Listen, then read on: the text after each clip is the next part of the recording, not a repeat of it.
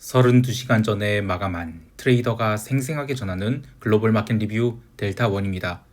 우리 증시는 갭 다운 출발 후 외국인이 대량의 현 선물 매도가 나오면서 선물이 315선까지 밀렸으나 오후장 마감을 앞두고 어느 정도 반등을 했고, 해외 시장은 아주 기가 막히게도 옵션 만기까지 시장을 누르고는 강력한 변동성 매도가 나오면서 지수를 당겼습니다.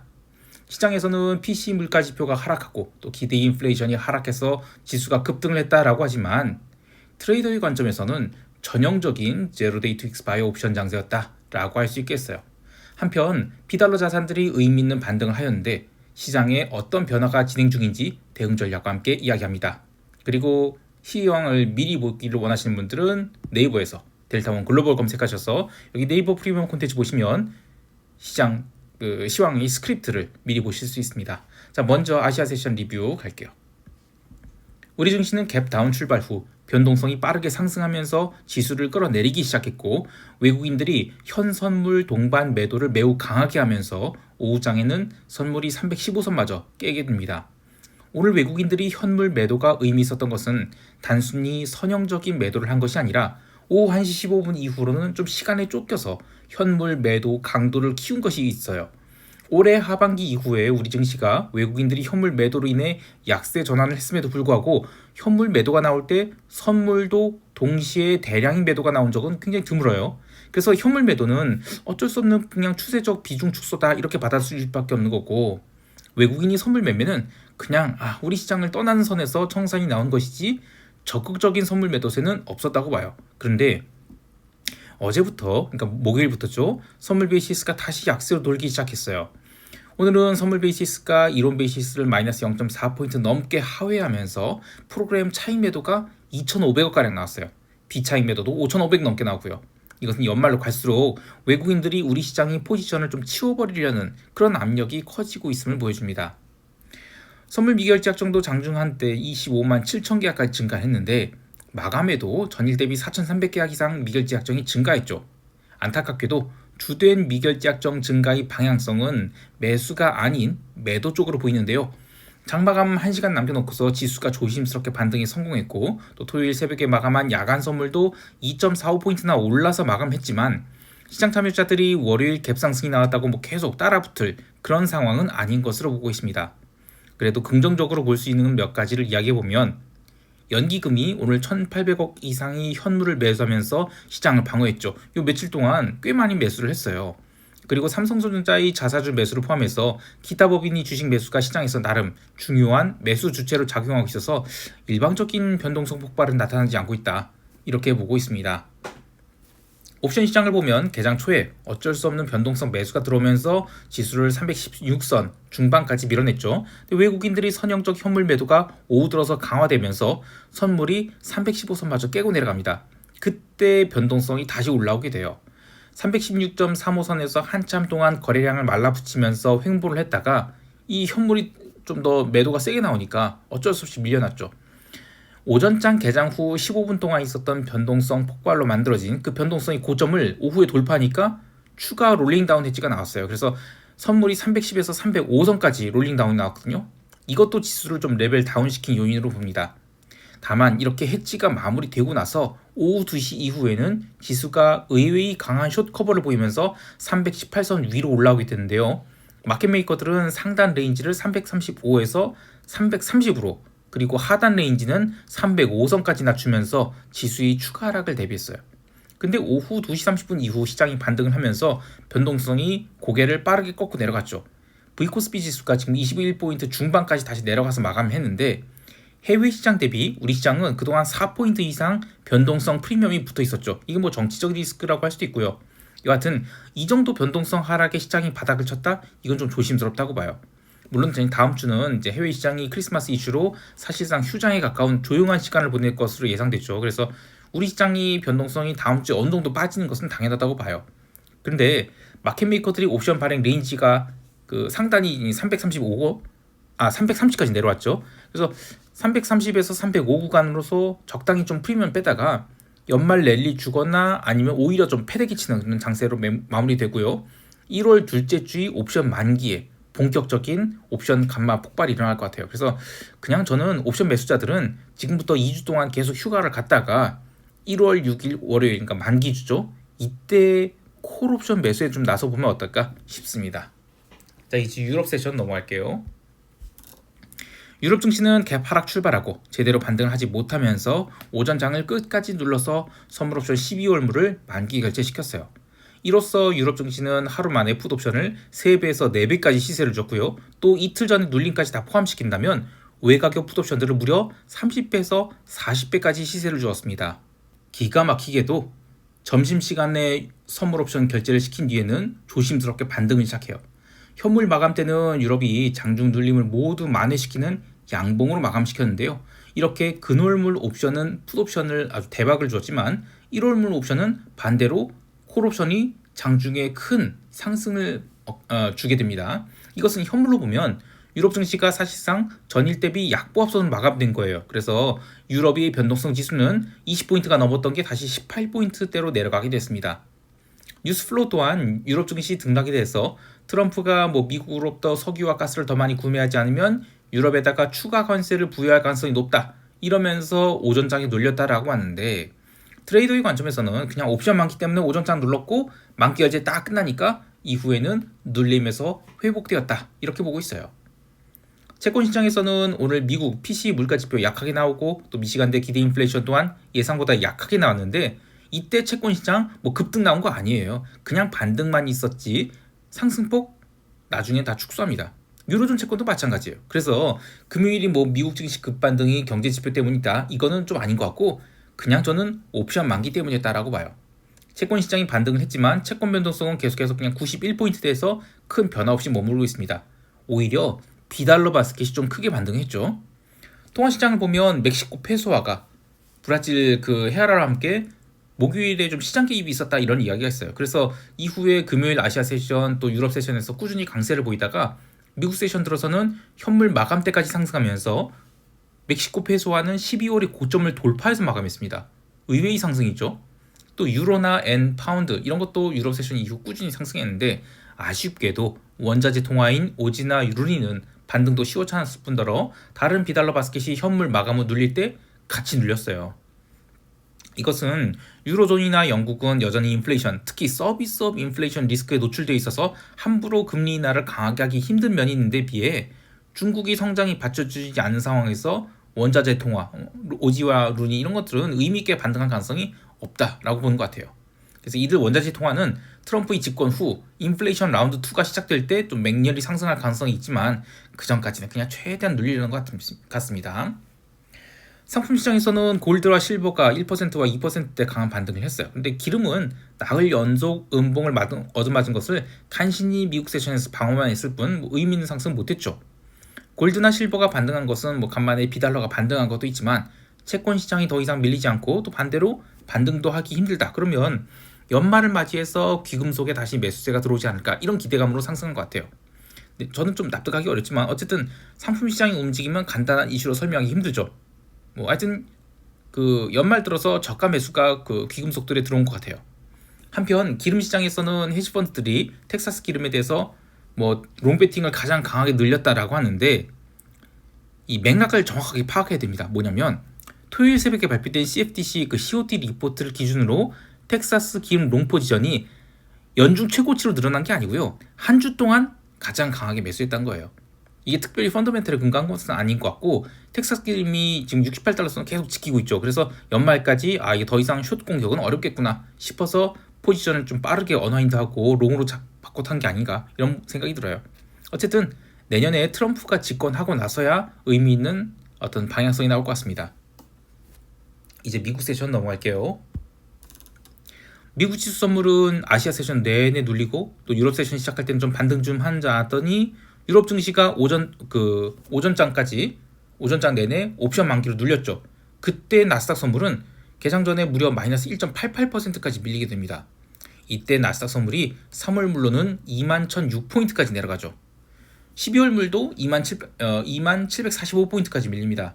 그런데 다 이 유럽 옵션 만기 오전장이 딱 끝나고 시장에 조심스럽게 반등하기 시작하면서 나스닥 선물 12월 물은 2945포인트, 어쨌든 저점 대비 200포인트, 그러니까 1%가 올라요. 그래서 전일 대비 마이너스 0.95%로 마감하게 되는데요. S&P 선물 12월물 또한 5840포인트로 전일 대비 마이너스 0.58%로 최종 거래를 마치게 됩니다. 즉 12월물 나스닥과 S&P 옵션 선물 옵션 만기가 어쨌든 마이너스권은 다 끝났어요. 그 미국이 PC 물가 지표가 본장 개장 1시간 전에 발표되거든요. 그런데 그 전 유럽 증시가 반등을 시작했어요. 그래서 미국 지수도 오르기 시작하는데 PC 물가 지표 나오니까 낙폭을 더 축소했지만 그때도 여전히 미국 선물 옵션은 마이너스권이었어요. 또 그 방금 얘기한 대로 선물 옵션 12월물 만기가 마이너스권에서 마무리되고 나서 지수가 좀 더 오르긴 해요. 그리고 본장 개장이 밤 11시 반인데 그 이후 30분 뒤에 미시간대 기대 인플레이션 지표 나왔죠. 그때도 약하게 나옵니다. 근데 그때 지수가 조금 오르긴 했지만 폭등한 것은 아니에요. 어떤 면에서는 지표 발표 후에도 별다른 반응 없었습니다. 자, 그래서 그때 이제 트레이더의 관점에서 보면 이 두 가지 지표 때문에 시장이 올랐다라기보다는 여기서 변동성이 더 오를 것인가 문제를 놓고 투자자들이 굉장히 고민을 한 것 같습니다. 시장이 본격적으로 오르기 시작한 것은 변동성 지수가 20.5포인트를 깨고 내려가기 시작한 0시 20분부터예요. 이것은 FOMC 이벤트와 함께 변동성이 고점을 찍은 자리인데 이 자리를 깨고 내려갔다라는 것은 무슨 뜻이냐면 그 FOMC 때 들어왔던 추가 변동성 매수, 이게 더 이상 해지가 필요 없다라는 의미가 되는 거예요. 그래서 지수는 새벽 0시 20분부터 유럽 마감, 그리고 오전장 마감하는 새벽 2시 30분까지 사실상 한 번도 쉬지 않고 상승하게 됩니다. 먼슬리 옵션은 미리 만기가 돼서 거래가 정지됐지만 금요일날 마감 때 그 만기가 되는 제로 데이 투 익스파이어 콜 옵션은 여전히 거래가 되고 있었죠. 그래서 그때 그 콜 옵션에 대한 매수가 대량으로 몰리면서 전산장 포함하면 장중 저점 대비 10배의 콜 옵션 시세가 나와요. 근데 이제 공교롭게도 오전장 딱 마감하고 나서 시장에는 시간가치 감소가 본격적으로 진행되면서 이 0DT 옵션에 대해서 차익 실현 매도가 나오기 시작했죠. 마치 카드로 지어진 집처럼 옵션 가격이 순식간에 녹아나기 시작하면서 지수 선물이 해지 매수가 빠르게 청산되었고, 그래서 주요 지수는 윗꼬리를 크게 만들면서 내려오게 돼요. 그동안에 많이 눌렸던 다우지수가 한때 1.92% 상승했거든요. 그런데 고점에서 0.9%를 돌려줍니다. 이거 오후장에서만 있었던 일이에요. 나스닥도 고점에서 1.2%나 하락을 합니다. 인덱스 전체로 보면 어쨌든 의미 있는 반등을 했지만 변동성 자체는 레벨업을 한 것 같아요. 오후장에 지수가 분명히 내렸음에도 불구하고 변동성 선물은 어쨌든 하루 만에 14.78% 하락을 해서 18포인트 초반, 그러니까 18.28포인트까지 내렸는데 다음 주에 크리스마스 휴가 맞이하죠. 그렇다고 해서 변동성이 더 빠질 것 같지는 않아요. 반대로 변동성을 더 키울 만한 재료도 없죠. 그래서 지수가 금요일 오후장에 굉장히 큰 윗꼬리를 만들었거든요. 뭐 나스닥 같은 경우에 1.2%나 고점에서 밀렸으니까요. 그런데도 변동성은 반등을 제대로 못했습니다. 변동성은 윗꼬리 달고 큰 음봉을 끝까지 유지한 셈인데, 자, 여기서 투자자들의 입장에 대해서 한번 생각을 해볼게요. 이미 상당수의 헤지펀드들은 올해의 북클로징 마무리했죠. 그래서 남은 트레이더들은 주로 연기금과 같은 장기 투자자들인데 이들이 과연 올해 위험자산 중 가장 높은 성과를 기록 중인 미국 증시에 대해서 뭐 벌써부터 숏포지션 잡으면서 13F 리포트에 올릴까요? 가능성이 낮죠. FOMC 이벤트 후에 시장이 저는 의미 있는 방향성 전환한 건 맞다고 봐요. 그런데 시장이 하락 전환했다고 해서 변동성 살리면 그냥 급락, 이런 건 안 나올 것 같습니다. 오히려 변동성을 죽여가면서 아주 조심스럽게 등락을 하는, 그러니까 한 주나 또는 한 달을 놓고 보면 하락은 하락이 돼 변동성을 죽이는, 그러면서 지수도 하락하는, 굉장히 피곤한 장이 나올 것 같아요. 개별 종목을 보면 또 오늘 신고가 간 종목이 있는데 바로 나스닥 시총 1위 애플이죠. 비록 종가 무렵에 신고가 갱신했지만 어쨌든 엔비디아나 메타 등 AI 하드웨어 관련 종목들이 조정을 받을 때도 애플이 꾸준히 상승하면서 신고가를 갱신했다는 것은 미국 증시가 이른바 패대기 치어지는 그런 하락은 나올 가능성이 낮다. 하락을 한다 하더라도 점진적 조정을 받을 그런 가능성이 높음을 보여주는 것 같아요. 근데 다른 개별 종목들 보면 이미 시장이 꺾였을 가능성이 높습니다. 메타, 테슬라, 브로드컴, 최근 잘 나갔던 나스닥 상위 종목들 보면 며칠 연속해서 음봉이 나오고 있어요. 또 나스닥이 조정보다 더 강한 그런 움직임이 있죠. 이들 종목이 시세가 끝났다기보다는 전체 시장은 그냥 반등 시 매도가 쌓일 가능성이 더 높다라고 보고요. 베타가 큰 종목들 위주로 강한 반등이 나온다 하더라도 지수 자체를 다시 신고가 경신시키기에는 시장 분위기가 이미 약해졌을 가능성이 높아요. 그래서 반등이 나온 것에 좀 속으면 안 될 것 같아요. 기름 주식들도 오늘 1% 내외의 반등이 나왔는데 지난 2주 동안 하락한 것을 보면 그냥 아래 꼬리 달린 수준에 불과하죠. 금융주나 다른 굴뚝 주식도 마찬가지예요. 어떻게 보면 지난주 브로드컴 실적 발표 후 나스닥이 마지막 불꽃을 날린 게 아닌가 싶기도 한데요. 이렇게 개별 종목 변동성은 롱, 그리고 지수 변동성은 숏을 하는 이런 그 디스퍼전 트레이딩이 쌓일 만큼 쌓였다가 북클로징 하고 나서 싹 다 포지션 집어던지고 있는 것이다. 그러면 개별 종목 변동성도 이제는 좀 눌릴 때가 온 것 같아요. 즉 기술주들이 좀 반등하고 있다 하더라도 과거와 같은 탐욕스러운 콜옵션 매수로 폭등하고자 하는 것은 이제는 끝, 이렇게 보고 있습니다. 여하튼 오늘 엔비디아 오르고 애플 오르고 하는 것은 그냥 인덱스 매수로 인한 것이지 엔비디아나 애플의 재료가 있어서 오른 것은 아니라고 봐요. 그래서 미국 증시에 대해서 이제는 중립 마인드로 전환해야 되지 않을까 합니다. 여기서 하나 이 조던이라는 필명을 쓰는 김장섭 선생님 어쨌든 뭐 참 괜찮은 양반이긴 해요. 근데 어쨌든 이분이 얘기하는 마삼룰, 그러니까 나스닥이 마이너스 3%를 찍게 되면 포지션을 어떻게 변경해야 되는지에 대해서 찬성론과 반대론이 있어요. 근데 저는 둘 다 어이가 없다고 봐요. 일반인들 관점에서는 괜찮아요. 그런데 트레이딩은 지수 하나를 놓고 판단하는 게 아니죠. 전체 변동성 흐름을 봐야 되고 또 시장 참여자들 색깔, 최신 트레이딩 트렌드, 또 환율 뭐 여러 가지를 봐야 되는데 간단한 문제가 아닙니다. 그런데 이거를 일반 투자자들이 눈높이에서 설득력을 갖게 하려니까 최대한 단순하게 마삼룰 이런 식으로 포장해서 세일즈를 하는데, 그래서 이런 거는 책을 팔기 위한 혹은 커뮤니티에서 명성 얻기 위한 것이지 우리 같은 전문 투자자들은 이런 것에 현혹돼서 뭐 나스닥이 마이너스 3% 찍으면 기계적으로 어떻게 되겠다 이렇게 판단하면 이거는 스스로를 일반 투자자들이 수준에 묶는 것이라고 생각해요. 올해 그 트레이딩 흐름을 놓고 저는 제가 계속 디스퍼전이다 이런 얘기를 하고 있는데 이런 얘기를 하는 트레이더들이 좀 있나? 전 주변에서 보지를 못하고 있어요. 이 정확히는 작년 SBB 사태 이후로 이런 디스퍼전이 굉장히 심화된 것인데 이로 인해서 미국 증시 변동성이 과하게 억제된 면이 있거든요. 그래서 이 마삼룰이 여태까지는 통했다고 봐요. 그러니까 저점 매수가 계속 통하는 시장이었는데 저는 시장은 계속 지난다고 보거든요. 영원한 것이 없습니다. 미국 증시 마찬가지예요. 나스닥 지수가 2만 포인트라고 하는데 50% 조정 받을 수 있는 거거든요. 1만 포인트로 빠진다. 그러면 이거는 어떻게 보면 그냥 2년 전으로 돌아가는 거지만 여태까지 나스닥 지수의 상승분의 절반을 토해내는 거, 이건 말도 안 되는 것이죠. 이런 거 나오면 견딜 수 있는 사람 굉장히 적습니다. 하다못해 15%만 조정을 받는다 하더라도 17,000포인트인데 이게 2021년 연말 수준이에요. 그래서 이것도 얼마든지 나올 수 있는 조정이라고 보는데 거기까지 하락하는 것도 사실 얼마나 견딜 수 있을까 싶어요. 여하튼 이야기하고자 하는 것은 트레이딩에 대한 절대 법칙 같은 거 없고요. 마삼룰처럼 이렇게 스스로를 일반인들 수준에 묶어두는 거 하지 않으셨으면 좋겠고, 다양한 이야기들에 귀를 열어두시고 진화하는 시장 움직임을 좀 부지런히 관찰하셨으면 좋겠어요. 자, 이제 시장 총평하면서 대응 전략 이야기할게요. 우리 증시는 월요일에 갭상승 출발할 가능성이 높죠. 근데 야간 선물에서 좀 과도한 변동성 하락이 이루어졌다고 봐요. 따라서 일방적 상승보다는 323선을 상단, 하단은 다시 315선까지 열려있을 가능성이 높다라고 봐요. 미국 증시가 FOMC 전날 이미 고점을 찍었다고 보는 트레이더도 많고요. 또 이틀간 지수가 상하단 크게 진동한지라 다음 주는 추가로 고점 돌파하기보다는 해당 구간에서 움직일 가능성이 높다고 보거든요. 그래서 따라서 갭상승이 크거나 갭상승 이후 추가 상승이 나오지 않는다면 상당히 강한 일중 매도 압력에 시달릴 것 같아요. 이런 경우에 일중 쌍고점 패턴을 확인하면 또 자신있게 숏포지션 잡을 수 있죠. 그래서 오전장 1시간 30분 정도 움직임 보면서 직전 고점 돌파했는데 더 이상 못 오른다? 그러면 확률적으로 숏을 잡는 것이 좋을 것 같아요. 근데 이거는 어쨌든 일중 흐름에 국한된 것이고 한 주 전체의 흐름을 본다면 그냥 양 옵션을 아주 사정없이 죽이는 변동성 매도장이 진행될 것 같습니다. 특히 해외 시장의 변동성이 지금 20포인트 이하로 내려왔죠. 그래서 우리 시장도 변동성이 20포인트 이하로 내려가게 된다면 다음 주에 휴일도 있어서 더 빠른 변동성 하락이 나타날 것으로 봅니다. 근데 우리 증시에 대해서 무슨 이유가 됐든 지금 어쨌든 그 글로벌 위험 자산 중에서 상대적으로 굉장히 언더위트인 상황이에요.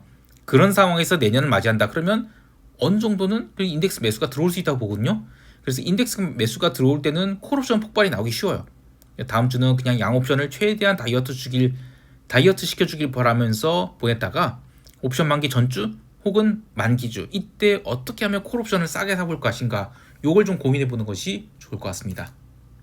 해외 시장에 대해서 주가지수 변동성이 고점을 확인했다 이런 인식도 있는데 이건 뭐 다음 주에 연휴가 끼어서 어쩔 수 없는 그런 변동성 매도가 나왔다라고 봐요. 그래서 변동성이 상승하지 않으면서도 주가가 살살 흘러내리는 그러니까 롱 포지션 갖고 있는 투자자들한테는 상당히 짜증스러운 그런 움직임이 나올 것 같아요. 엔비디아 주가가 요즘에 살살 내려가고 있죠. 그래서 일부 하우스에서는 엔비디아에 대한 투자 의견을 중립으로 조정하기도 하고요. 또 마이크로소프트의 그 CEO인 사티아 나델라가 이제는 칩 공급에 제약이 없다 이런 이야기를 한 것을 인용하면서 올해 엔비디아를 포함한 AI 하드웨어 투자의 시대는 저물어 가고 있다 이런 이야기도 나오고 있어요. 근데 여기서 이제 공격적인 숏포지션을 잡을 필요는 없겠지만 올해 내내 있었던 묻지마 AI 매수, 특히 개별 종목에 대한 콜옵션 매수는 최소한 올해는 좀 끝났다라고 봐야 되겠습니다. 자, 즐거운 주말 되시길 바라고요. 이상 델타원이었습니다. 감사합니다.